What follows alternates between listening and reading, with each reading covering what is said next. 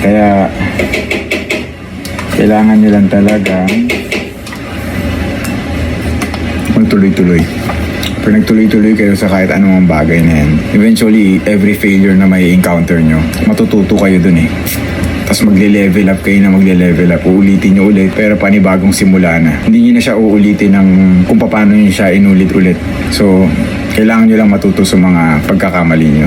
Kagaya nung ngayon, di ba? Pag patigil-tigil ka, yung progress mo is lulubog-lilitaw. So, kahit paano, kailangan ilaban mo talagang maging consistent. Kailangan mong bigyan talaga ng time. Hilap na rin siya. Hindi siya kagaya ng dati na simula pa lang, parang 3 minutes pa lang akong tumatakbo. Hingal na ako. Wala pa nga yatang 3 minutes, parang 1 minute pa nga lang yata eh.